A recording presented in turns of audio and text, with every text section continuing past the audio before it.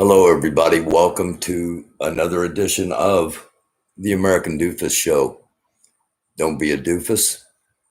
We are live Sunday afternoon, and we will be going to Elizabeth City, North Carolina, where a large march is planned, and we will have live streams from Deshaun Soul Morris, resident of Elizabeth City, and he's been sharing his videos with us, as he will later on today in just a few minutes. And also we'll have views from a live streamer, Smooth View, out of Louisville, Kentucky. So we'll have a couple of different views as to what is going on in Elizabeth City, North Carolina. Rumblings of possible counter protesters showing up, as this is expected to be a larger march than normal in Elizabeth City. And we'll be covering that, getting all of that to you. Hopefully everything remains peaceful. But if it does not, we want to make sure we've got documentation on who's responsible and on what's happening. Kemet, Red Eye, shalom to all of you watching. Salam, peace, namaste, blessings, and good wishes. And now we go to news.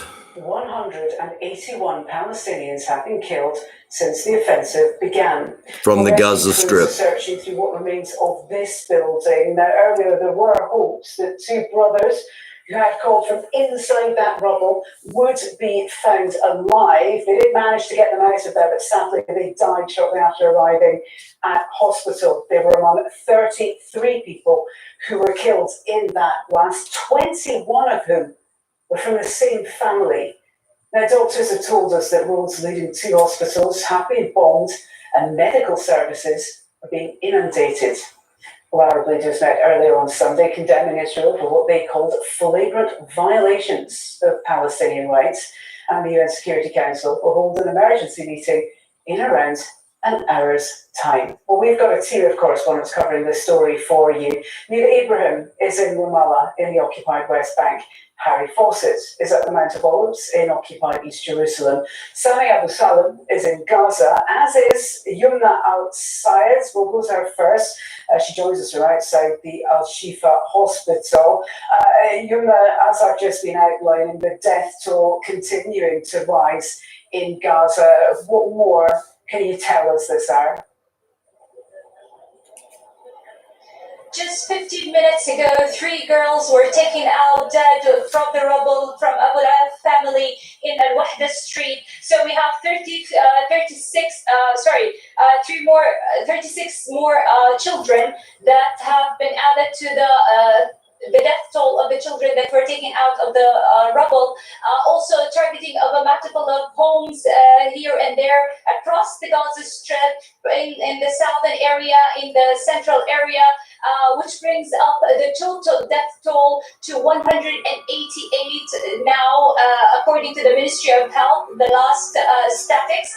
And we have a warning call that there is a Ajur building, which is just in the neighborhood and just close to a Shifa complex where I am broadcasting from, that is going to be, there's a warning that this building is also going to be targeted. So we're in a state of cautiousness, where we're trying to be cautious as much as possible because it's very close to the hospital, which means that the hospital might also be directly, or might also be for sure affected by the targeting and the missiles that would target the building.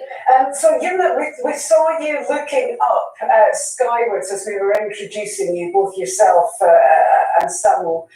Just a quick safety check. Are you okay? Can you hear any planes or missiles incoming at the moment? Yeah.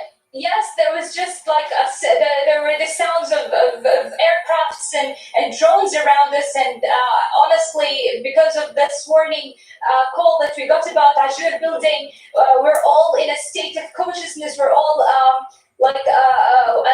anticipating that anything would actually happen now. Also, rockets were launched, so they were just above us, and the sounds, whether by the aircrafts, the drones, or the rockets, they make huge sounds that are actually very frightening and traumatizing to the people here in the hospital. Yumna, you are outside the hospital. Just give us a sense of what the situation is like in the hospital itself, because with all the escalating violence, the buildings, the residential buildings that have been brought down, it's safe to assume they're being inundated. How is the hospital coping right now?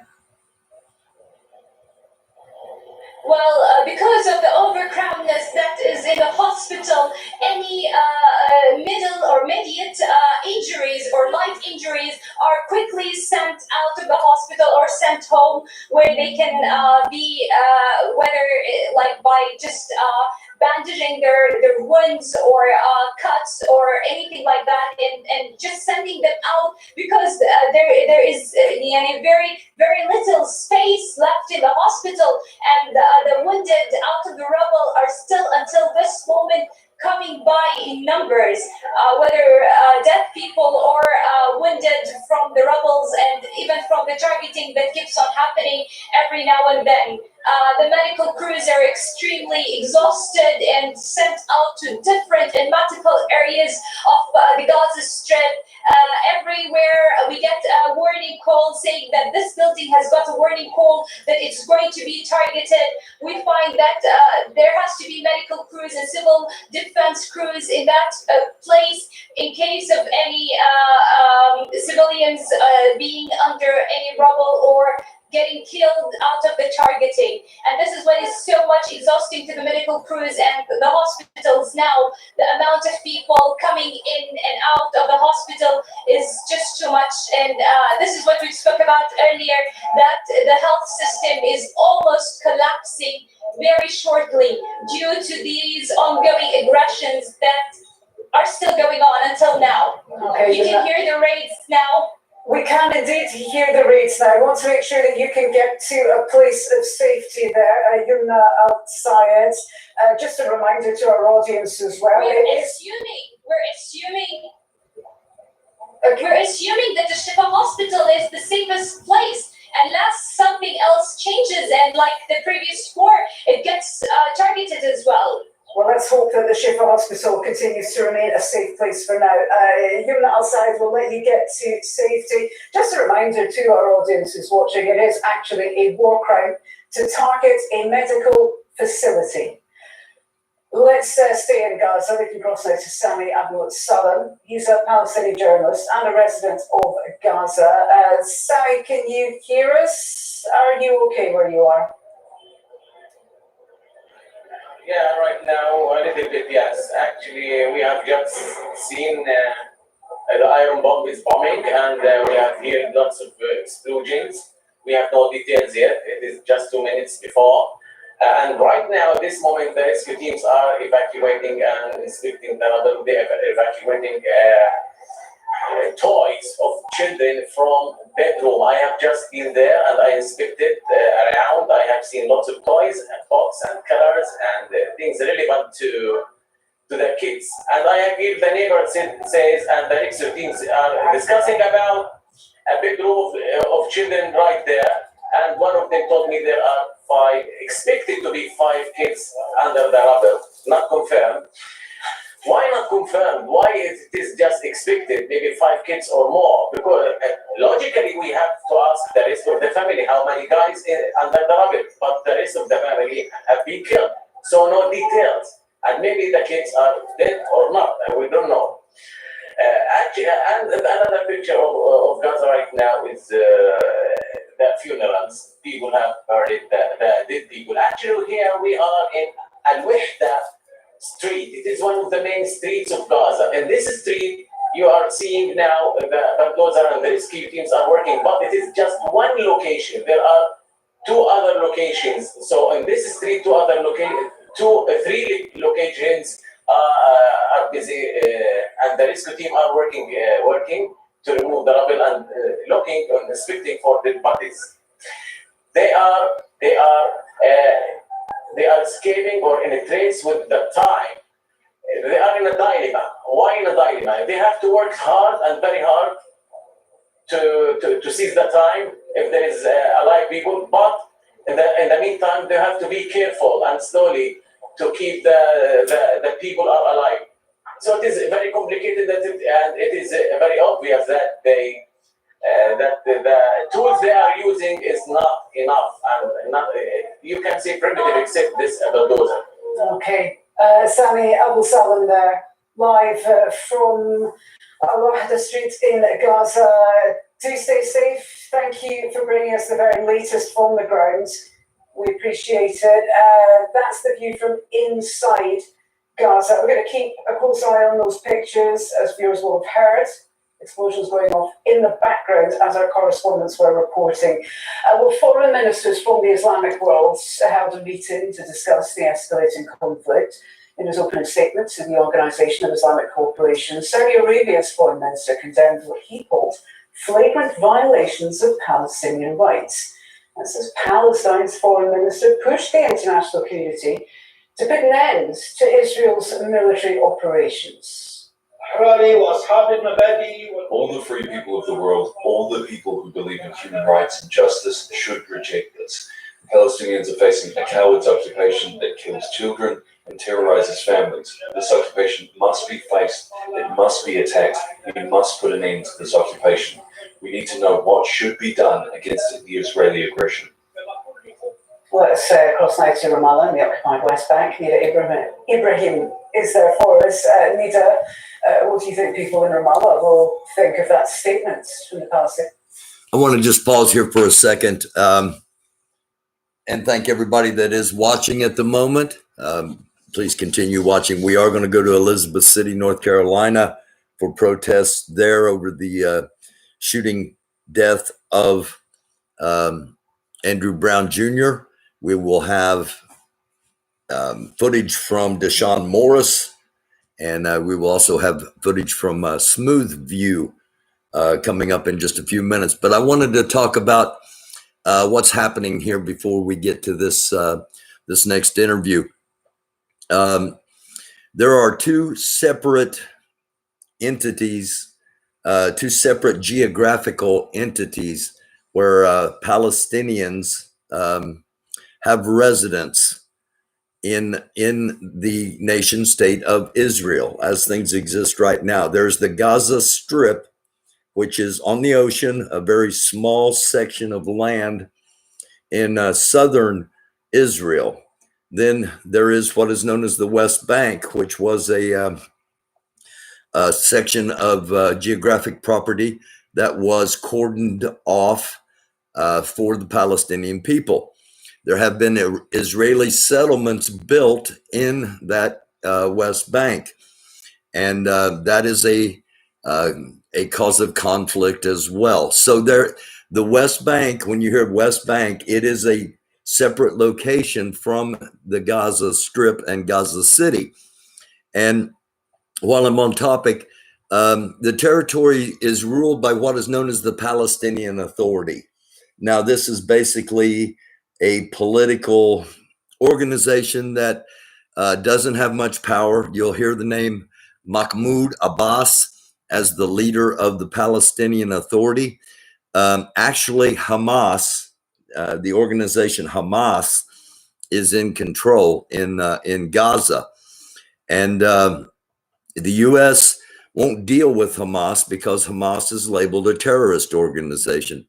So when we hear President Joe Biden has called the leader of Palestine, he's talking to Mahmoud Abbas, who has very little sway.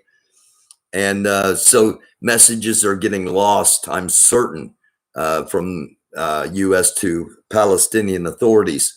And that just serves to complicate things more as U.S. involvement is going to escalate one way or the other. Foreign Minister. Hala, to give you a better idea of how Palestinians are perceiving the OIC meeting and also the expected meeting of the UN Security Council today, it is going to be the first open meeting. To give you more of an idea, we are inviting a Palestinian activist, and we're joined here by Rana Nazal, who is a Palestinian Canadian activist. What are you guys expecting from these meetings? Well, to be honest with you, I don't think that many Palestinians even know about this meeting, and I'm certain that no families are sitting around their TVs waiting to see what happens. All the crimes that have happened in Palestine over the last 70 years have happened under the era of the UN. They've happened under the noses of the international community.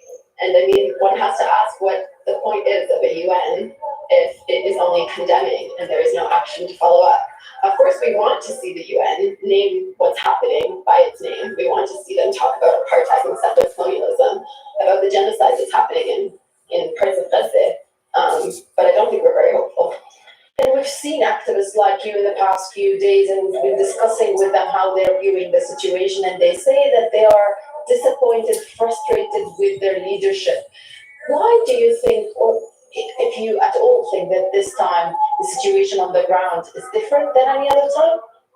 Well, I do think that this is one of the first times in my life that I've seen, in my adult life, that I've seen every part of the Palestinian interior and the exterior, so many parts of the international world, of the people, not the states per se, actually rising up in popular protest. I think that we don't have much of a leadership to follow here. I think most of our true leaders have been put in prison or assassinated by Israel. And the political leadership that we have here, especially in the West Bank, has this abhorrent policy of security coordination with Israel. And I can tell you from my time on the ground that often we have to pass through a row of Palestinian Authority riot police before we can even reach our protests with Israel. And with a reality like that, it's very difficult to follow any kind of leadership, and people have to take things into their own hands. Rana, I've been talking to many people on the ground some are optimistic by the attention they're getting from the international community. Others are telling me that we're not seeking anything from them. And I wanted to know how you're viewing that in light of the online campaign that is going on. Do you think that's changing? Do you think that's helping the cause? I do believe in the power of the international community's people. I understand why so many youth, so many people have very little faith in states and in international actors like the UN. But I do think that that the people have power, that they have the power to support boycott, divestment, and sanctions, to push their countries to sanction. And I think that they're raising their voices, and we're seeing this at unprecedented levels, and I hope it keeps going. Thank you so much, Rana Nazal. She is a Palestinian Canadian activist, and we've been hearing from many Palestinian activists that the discourse is changing on social media, that they are trying to counter the censorship by certain platforms, and they say that they want to keep this going and show more people in the world what's going on in Palestine, that Palestinians are still living under Israeli occupation. Okay, Nida Ibrahim there live from Ramallah. Thank you, Nida. Well, press freedom advocates are accusing Israel of trying to silence journalists covering this story after it bombed a building housing international media on Saturday. The 11-story tower held offices belonging to Al Jazeera media network and the Associated Press. Targeting media organisations is widely considered a war crime. Our correspondent Harry Fawcett reports. In a moment, with a phone call from the Israeli army, another Gaza high-rise became a condemned building, minutes ticking down on a 1-hour warning. This, the office of the Associated Press, as its staff made instant decisions about what they needed to salvage to keep on working. Across the lift lobby, staff from the Al Jazeera bureau were doing the very same thing. On the street outside, the building's owner pleading for a stay of execution. We need 10 minutes. As you can see, they're all around me. The press, not people who are going in to get weapons out. But there was no arguing, not even about the timing.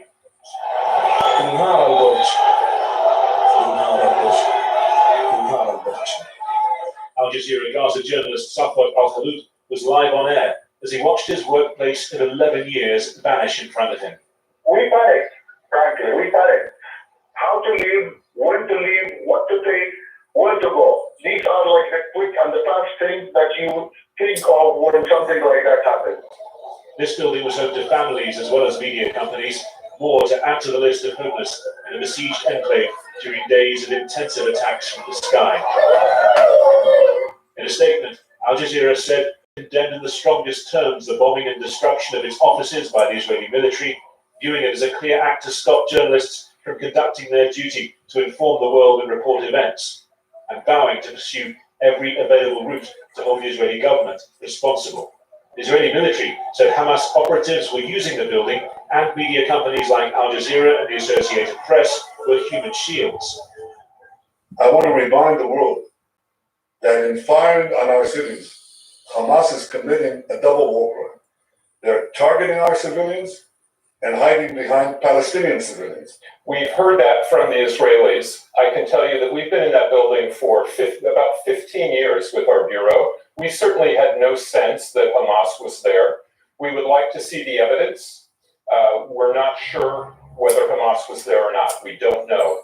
But I can tell you the impact will be that the world will know less about what's going on in Gaza because that building was leveled. Hamas's top Gaza political leader issued this message during a visit to the Qatari capital, Doha. Look, this is the besieged Gaza that has been besieged for 15 years under siege from every direction. Hamas's military wing sent further major rocket attacks deep into Israeli territory on Saturday. A 55-year-old Israeli man was killed when one rocket struck his home in a Tel Aviv suburb. In the midst of it all, in the occupied West Bank, Palestinian protesters confronted Israeli soldiers on Nakba Day, when Palestinians marked the creation of the State of Israel, what they called the catastrophe. Scores were wounded, many by live ammunition. In occupied East Jerusalem, more scuffles around the neighborhood of Sheikh Jarrah, where threatened forced expulsions have fueled the tensions. With violence on so many fronts still untamed, Israel's prime minister said he spoke to the US president and informed him of Israel's planned next steps. Well, Harry Foster joins us now live from occupied East Jerusalem. Harry, what's the latest where you are?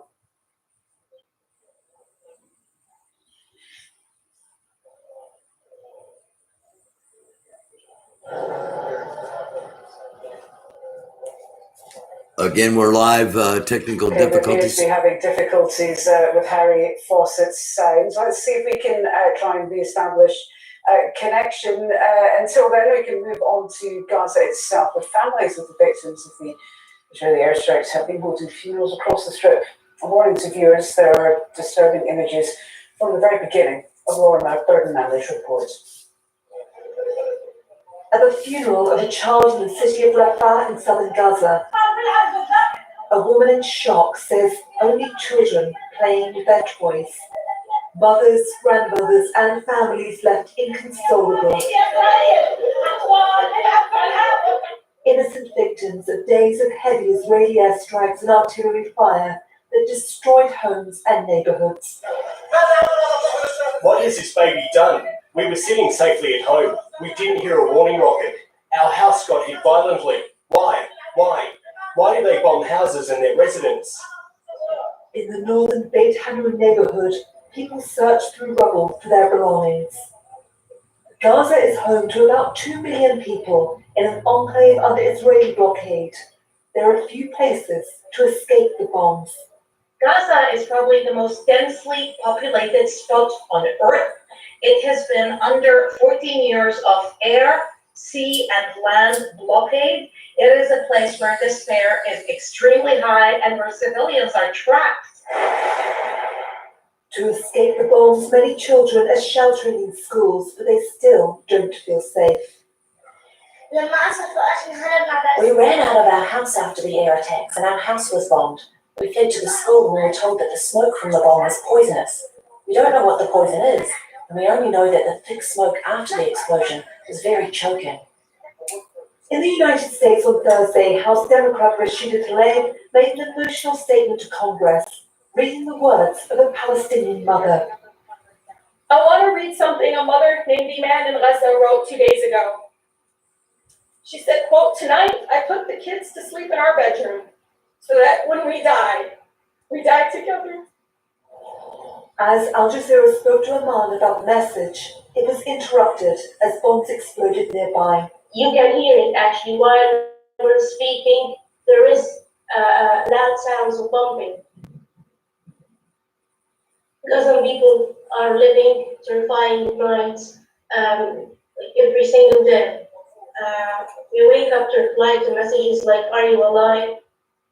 And we're scared. Every single night we say that we are next. Hamas and its allies have responded to the attacks by firing a barrage of rockets from inside Gaza. Israeli Prime Minister Benjamin Netanyahu says the bombardment will not end soon.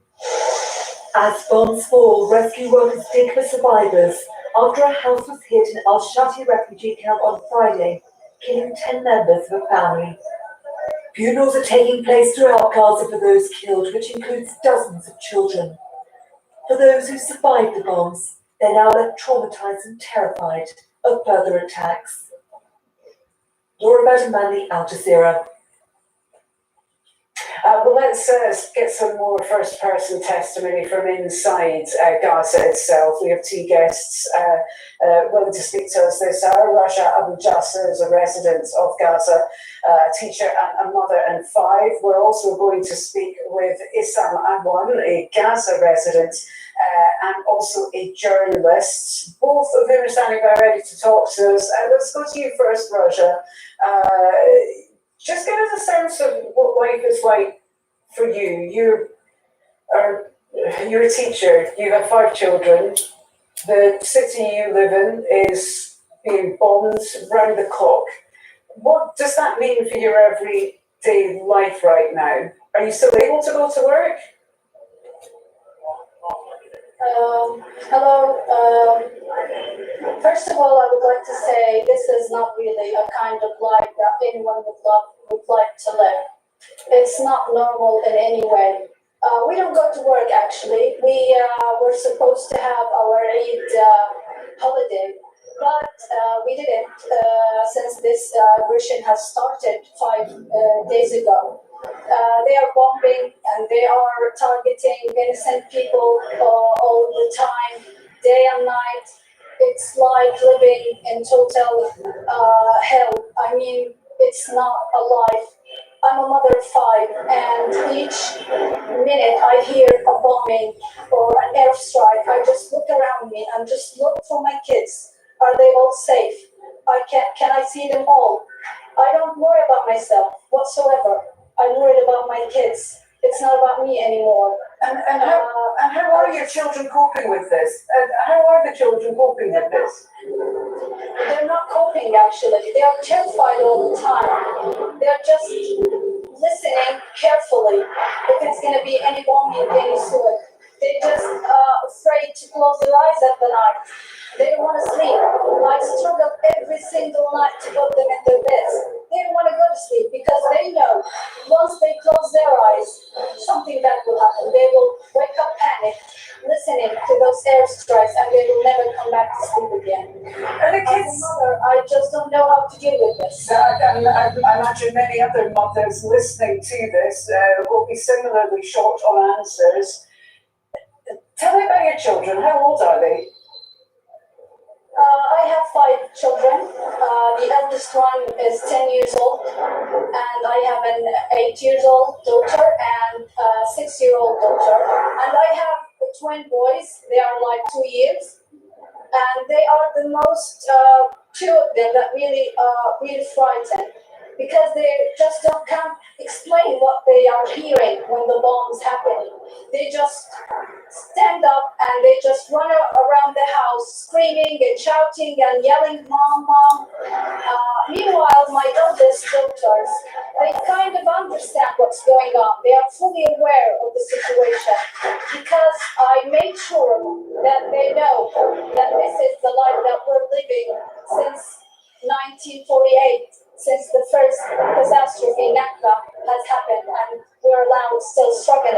till now. And it's funny that the 73 anniversary of Nakba is marked now by this other type of Nakba, which is happening now in Gaza at the moment. Okay, It's Russia, really hard. I can't imagine. it is incredibly hard. We're just going to bring in our other guest. Now, stay with us if you would, Raja. Issam Adwan, you're also a resident of Gaza. You're a journalist, though, and working on the ground. I assume you've been following our coverage as well. What would you say we're missing? What sort of stories do you think aren't making it onto our coverage, Al Jazeera Arabic? Is there anything that you see in your work on the grounds that perhaps it isn't quite... I'm going to pause here just for a second before he responds and say hello to everybody that's just joined. Anybody that watches the show knows I normally don't stay on a broadcast this long. However, there is so much information coming out in this broadcast, in this feed, that we're going to continue with it. And there's been some other activity going on that this live may cover in East Jerusalem. And there is a march underway in Elizabeth City, North Carolina. It is not as big as anticipated, but we will get to that march in just a few moments. The United Nations Security Council is going to be meeting. Actually, that meeting should have started by now. It is a virtual meeting, so it is being done via Zoom. And however, there are reporters there waiting to talk to ambassadors in person once the meeting's over. So we'll be monitoring that as well. And now back to this report. Taking it into the coverage of the international news networks. Yeah, I believe the missing thing is about the media coverage on the situation in Gaza is the continuous coverage, because the media outlets thinking that we are dying and we are being killed during those wars, as we have witnessed in the wars of 2008, 2012, and 2014, and this war as well. But Gaza has been dying for the past 15 years because of the blockade, because of the absolute intentional policy to kill every norm of a human being's existence. Poverty is eating people alive. Medical care and medical expertise are fairly found in Gaza, and so many other levels of dehumanization and killings as well. Not only on the context of Gaza, because it's not really proper to centralize the issue of Palestine on the level of Gaza, because Palestinians are suffering. They're suffering in Gaza Strip, they're suffering in the Palestinian territories, they're suffering in the West Bank, they're suffering in the diaspora. Well, to be fair to my colleagues at Al Jazeera, this is certainly a story that we try and get out there. I'm talking more about the events happening on the ground right now. Tell us about your work as a reporter rather than the broader themes, which I do feel our network at least has been covering. Tell us about your average day as a reporter. Do you have an office right now? Or has that been bombed like ours has? The office of We Are Not Numbers, basically we are working under the name We Are Not Numbers. We are good youth writers. We are having the mission to tell the untold stories behind nothing news. We are trying our best to humanize the stories of people died, the stories of people injured, and the stories of normal people trying to live their lives in peace and with dignity. For the past 5 years, we have been covering those humanitarian stories, trying to amplify the stories of Palestinians, to listen to those stories from them, not about them. And this is the proper approach of media outlets, which should be amplified, that those stories should be coming from Palestinians, not whosoever journalists, not living our circumstances. And for the situation in Gaza, we have been witnessing this ongoing brutality, this ongoing ethnic cleansing, severe brutality, killing civilians, targeting of dense neighborhoods, and what we are witnessing right now is a different level of brutality. For instance, yesterday, what happened, we targeted for hours continuous bombardment launched on specific neighborhoods, as it happened in a Wahda street. Whole neighborhoods were bombed for continuous hours. And they did not only bomb those residential buildings and people, innocent civilians, they targeted the roads to those neighborhoods, and they also bombed the roads going to the yeah, okay. No ambulances were allowed. Okay, I'm afraid, Isam, I'm going to have to cut you off there. Thank you very much indeed. Sorry to cut you off, as Isam, I'm a journalist there. Let's take you back to downtown Gaza, where a rescue operation is still underway. Now, when we were speaking with our colleague earlier, Sami Abu Salam, he said that they were trying to evacuate the rescuers because of incoming airstrikes. Now, though, we understand that they're close to pulling out a body from the rubble. So just staying on these pictures here. And a reminder also to viewers who are just joining us here on Al Jazeera, it has been a particularly deadly night of airstrikes. The death toll in Gaza is currently, it's over 181. We understand it's around 188 people who have been killed in these airstrikes. Now, that building on Al-Wahda Street, we had heard from our colleague Sami Abu Salam. He was giving us a real sense of the devastation that is lying around the rubble. When you look at the pictures on television, you do see the boulders and the stones. But Sami was also telling us about the personal items that are found. Bearing in mind, these are residential buildings that are being bombed and brought down. And he was describing the children's toys, colouring books in that rubble. So let's wait and see how the rescue teams are getting on down there. Let's nip across to Harry Fawcett. We've managed to re-establish connection with you, Harry. Thank you for joining us from Occupy East Jerusalem once more. Just give us a sense. Again, before this next segment, they were not trying to be overly gruesome, I don't believe, in holding on that shot, hoping someone came out of the rubble, because there have been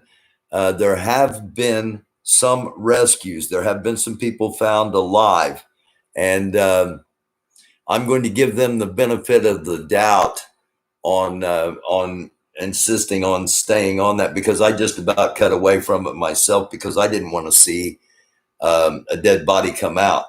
And yes, Komet, she cut him off, and it was a hard cut. It wasn't like she didn't even explain why they were cutting. I found that rather odd myself. We'll go back now. This is a shot of the Mount of Olives, biblical and historical site above Jerusalem, in East Jerusalem. The situation, certainly within Israel right now, how do things stand at the moment? Well, yeah, I just wanted to bring you up to date on a couple of developments in the last half an hour. There was a very substantial barrage rocket fire coming out from inside Gaza, targeting a number of urban areas in Israel, Ashdod, Ashkelon, and also Beersheba to the east in the Negev desert. One building struck directly in Ashdod. So far, no reports of any injuries or deaths in that strike, but obviously, fire to the surrounding area. And also developments on the political side as well. The security cabinet has now broken up, the Israeli security cabinet. On the way in, we were getting some reports that ministers, according to officials, were going to discuss the prospect of starting to at least consider the idea of discussions about a ceasefire and an end to all this. All of the reporting now, indeed from the same source that was originally reporting the other way, was saying that, in fact, no, there were no such discussions. The Israeli Security Cabinet ministers agreed instead to continue with the military plans as they currently exist, although if there were a decision by the Prime Minister and or the Defence Minister to start approaching a ceasefire, then the Security Cabinet would act on those instructions. So at the moment, no public, at least, any admission or confirmation. The various reporting that we've been having that both the US efforts and the Egyptian efforts have been ongoing, and that potentially a ceasefire might be on the horizon. Okay, Harry Fawcett there, bring us that live update from occupied Jerusalem. Thank you, Harry. Well, the United Nations Security Council meets in under an hour to address the conflict. Let's cross over now to Kristen Silonu. She joins us from the UN. Kristen, what should we be looking out for at this meeting at the UN? Well, this will be the third meeting in 6 days of the UN Security Council. The first two took place behind closed doors. And while individual nations have been making statements via Twitter or their foreign offices, this will be the first chance for them to do so in an international setting on the record formally at the United Nations. Until now, the Security Council has been taking publicly anyway this wait and see approach at the insistence of the United States, who has been holding back more vocal action on the part of the council. But I can tell you that behind the scenes, intense diplomacy has been going on for the past week. 14 council members as of Friday wanted to make a public statement, and the United States encouraged them to hold off and put its foot down, I should say, saying that diplomacy at higher levels needed time to work out. So with the pressure mounting and the violence escalating, we did get this agreement to hold a public meeting today. The format will start with the Secretary General making opening remarks, his special coordinator for the Middle East, Tor Beneslan, briefing the council about the latest on the ground in Gaza in particular. And then we will hear from a number of member states who have direct concerns in the region, from the Palestinians to the Israelis to Egypt, Jordan, and then council members themselves. Now, as a sign of the gravity of the situation, many countries are having their foreign ministers speak. It is a virtual meeting, so it will be done online as opposed to in the Security Council chamber. But there will be a stakeout in person here at the United Nations after that meeting, where certain ambassadors are expected to brief the public. The overarching question remains is, will the council act with one voice and make a statement or take some form of action? Again, the United States has been reluctant to do that, instead choosing to let regional players work things out and work behind the scenes. But again, intense pressure we're hearing from other countries to go on the record and condemn the violence and call for some form of calm. Okay, Kristen Silonu there at the UN. Thank you, Kristen. And again, if you're just joining us, thanks for being here. Trying to get information out that won't otherwise get out. Things that you're not going to see on our mainstream media that people need to know about and be aware of, at least in my opinion.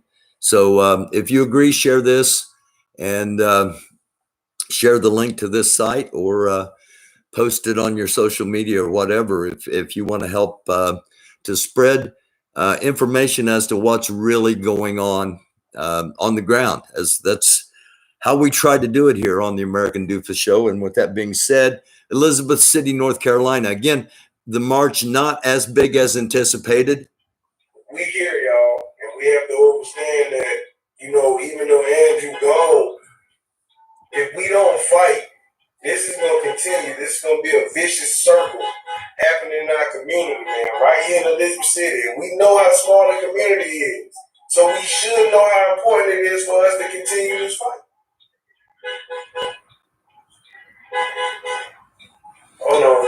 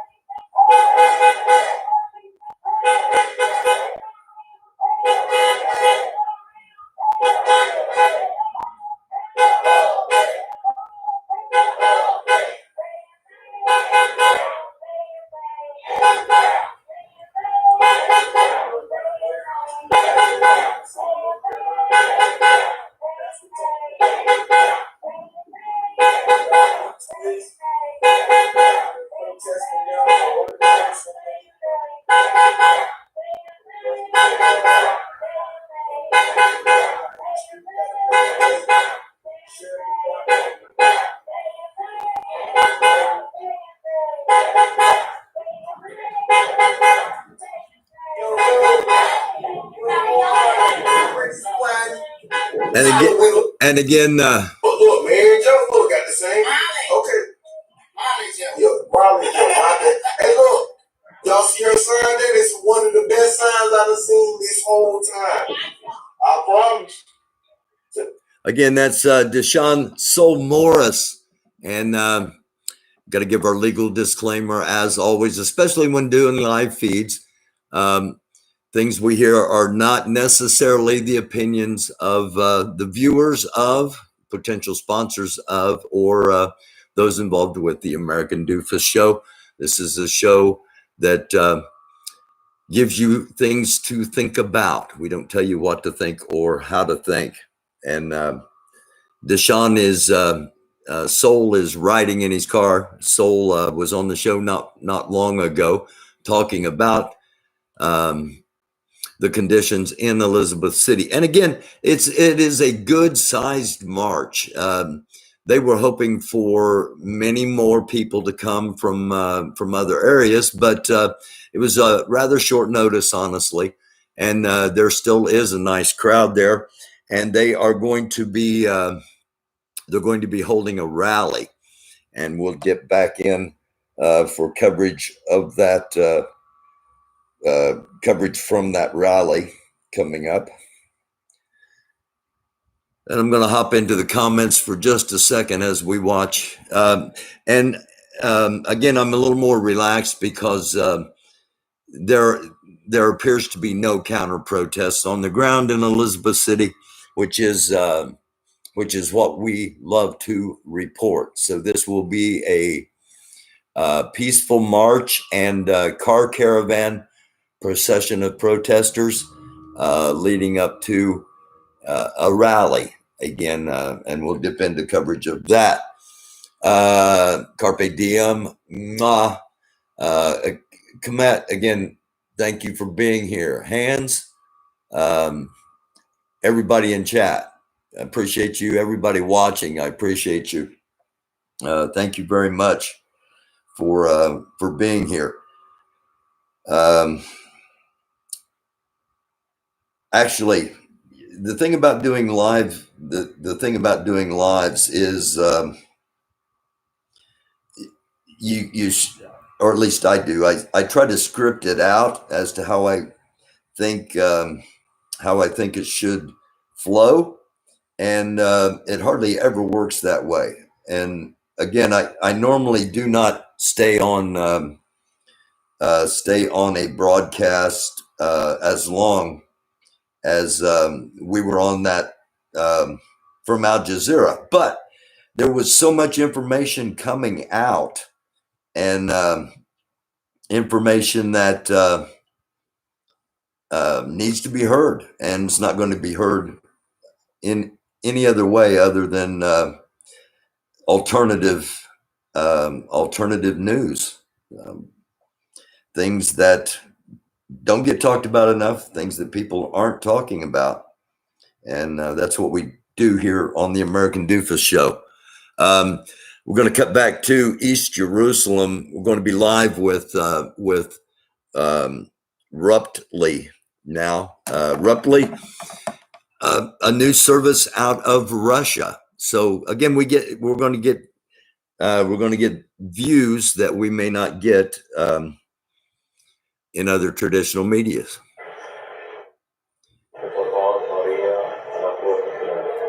What has happened here? A car has rammed a barricade, and that's really all I've got. I just got a notification: cars rammed a barricade in East Jerusalem. Let's see.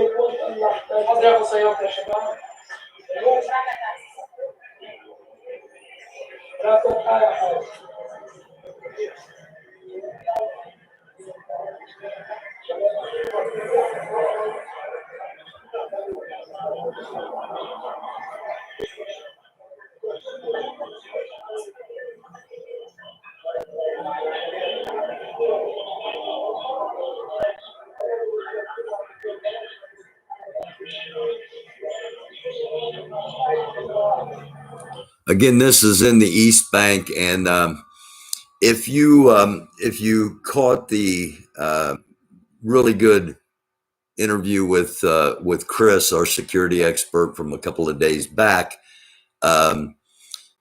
these are Palestinian police, and they have, again, very little authority, as Chris was telling us, because Hamas actually holds the power in especially in Gaza.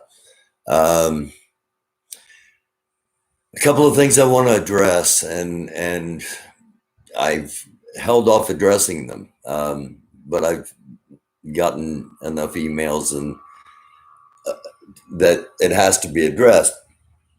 Why have we not seen suicide bombers?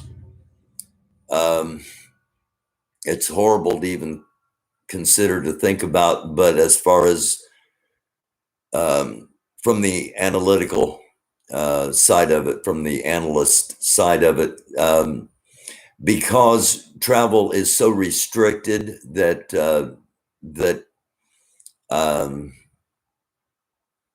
they can't, that they could not get from Gaza to say Jerusalem or Tel Aviv or Lod or any of the potential targets. The way the Israeli Defense Forces, the IDF, the way things are structured with checkpoints, with fencing, with bombing tunnels, with bombing roadways, it's just it's not an effective tool. Chances are they wouldn't get out of Gaza. So car bombs, that leads us to where we're at now. I'm assuming that was the first thought when this car rammed the barricade. You can see they are now strengthening the barricades. What was up was just the metal like bike rack barricade, and now they're going to be bringing in a substantially more substantive deterrent, as you can see, and that's how things have been working in this area for the past 15 years at least. That when a tactic, if you will, is deemed close to effective, then everything is done to, okay,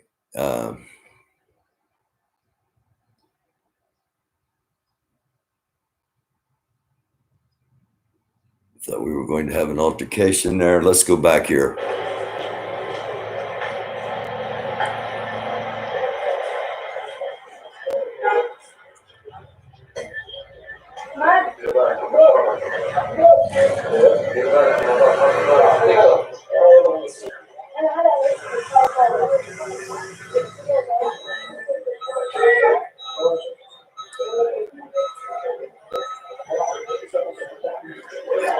One thing I hope that we're accomplishing with all these broadcasts, all these episodes, is that we show how diverse and complex things really are there, and we can open some eyes of some people here in our country, that this is not just a cut and dry, one side or the other.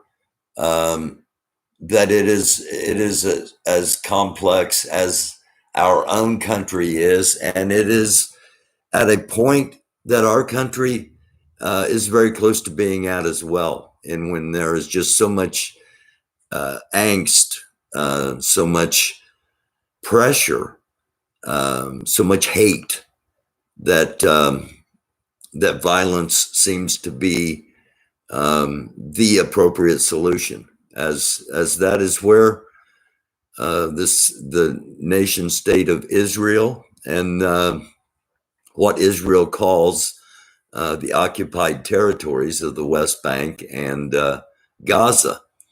Again, the divides go back so long and literally biblical. This is not something that started in 2021 AD. Now, if we go back to 2021 BC, yes, yes. So we have to do something we're not even close to regularly doing, and we have to realize that we need to go back 4,000 years. So it's not simple, and it's never been simple, and it will never be simple. But it doesn't mean that steps couldn't be taken. It means steps should be taken. It means compromises that benefit all. Because the first 20 minutes of this, we were talking about how many babies and how many kids had been killed already. And we cannot get to a place where that is acceptable, where that is the norm, where that is not something that we become outraged by, no matter whose kids they are. And I'm afraid that's where a lot of people in our country are.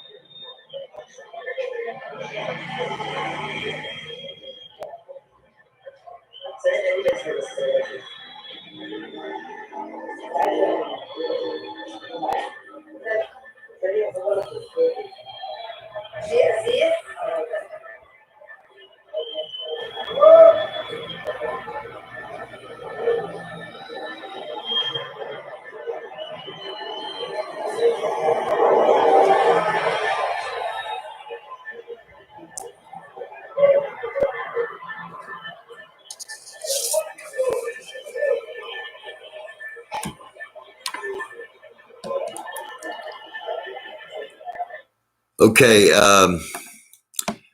100% Black Rack, thank you. Proud Soul.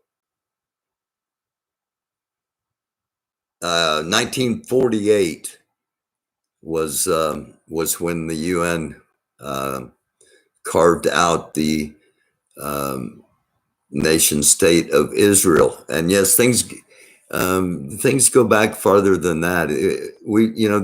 This land that we're viewing here,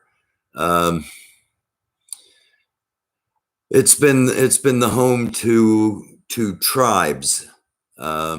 It's been the home to the Ottoman Turkish Empire. It's been the home to British colonization. It's been the battleground for the descendants of Abraham on both sides, Isaac and Ishmael, and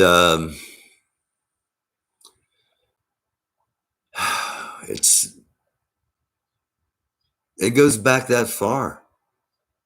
But yet there have been so many times where it hasn't been recent, but there were lots and lots of period of time where it was a peaceful, holy place where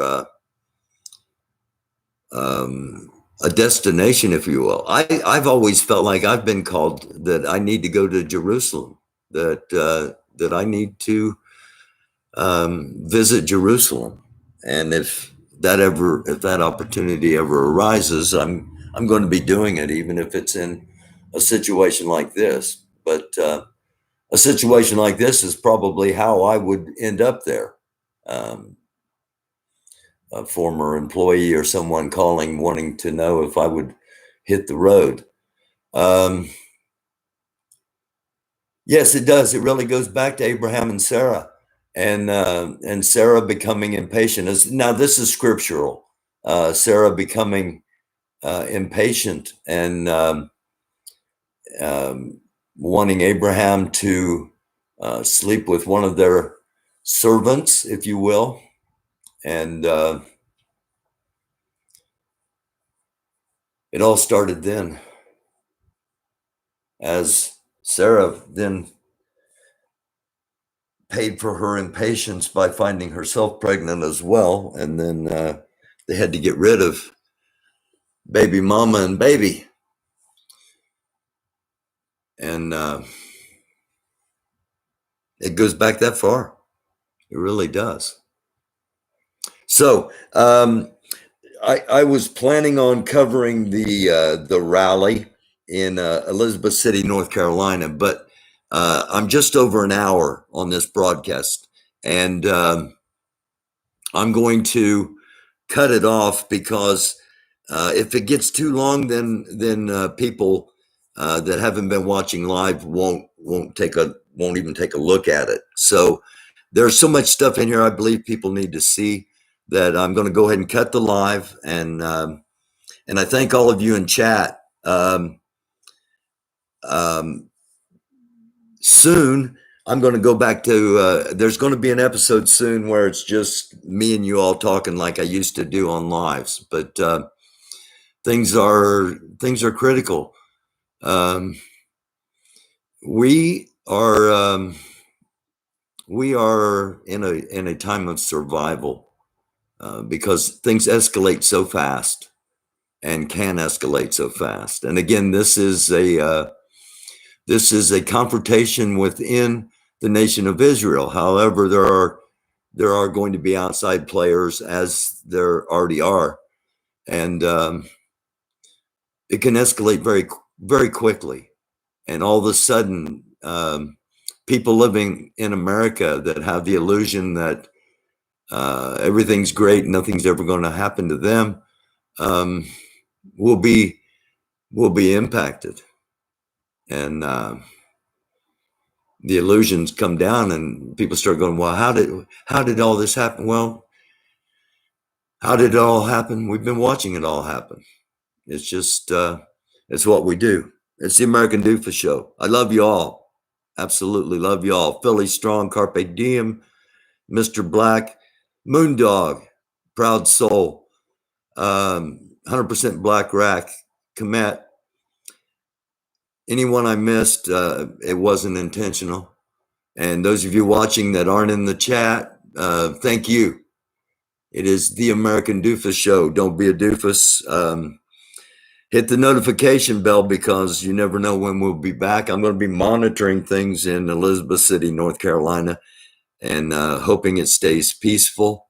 And we'll be monitoring things all across our country as we are under a domestic terrorist alert from the Department of Homeland Security for potential domestic terrorism. Just what we don't really need at the moment, but nonetheless, it's I'm sure it is justified, sadly. I love y'all. It is a dark world. Try to be a light. And we'll be back soon. It's the American Doofus Show. Don't be a doofus. Peace. Shalom. Salam. Namaste. Blessings.